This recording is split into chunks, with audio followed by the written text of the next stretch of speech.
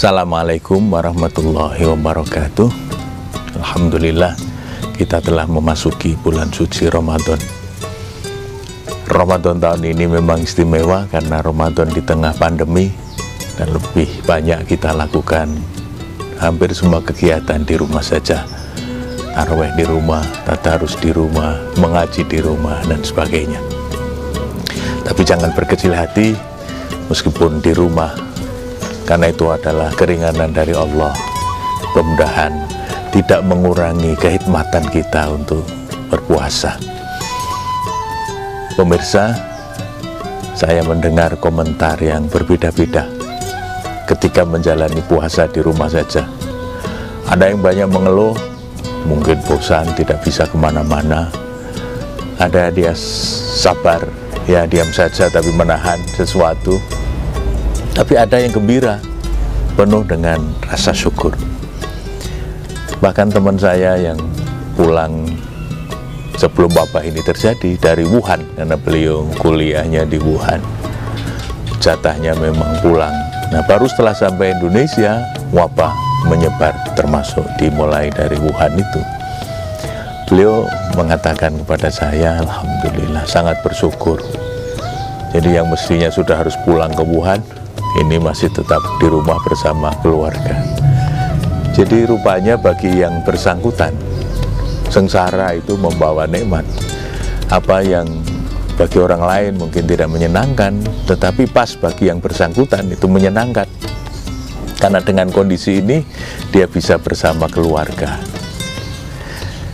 Nah, tapi kan dalam hidup ini variasinya banyak sekali. Tidak semuanya menyenangkan.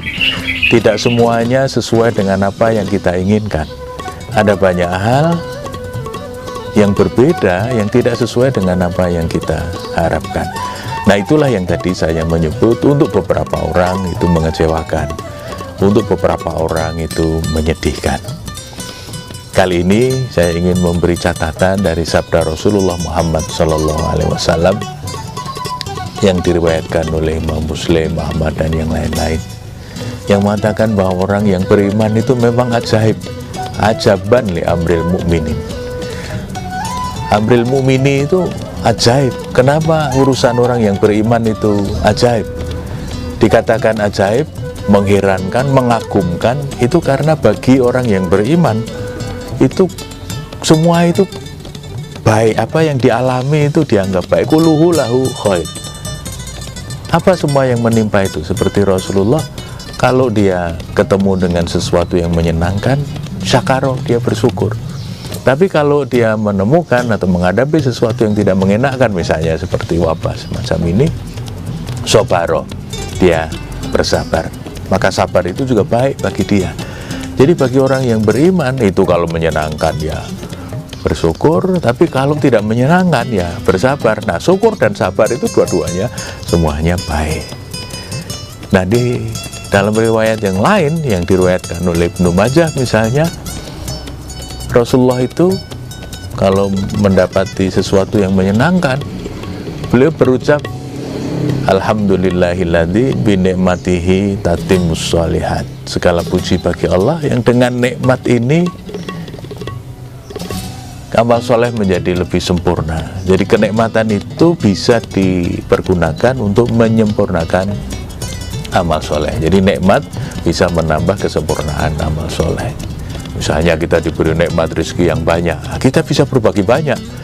Kita diberi nikmat sehat, kita bisa melakukan amal yang lebih optimal. Tetapi ketika menemukan dalam realitas kehidupan itu sesuatu yang tidak menyenangkan, apa yang dirasakan oleh Nabi? Alhamdulillahi ala kulli hal.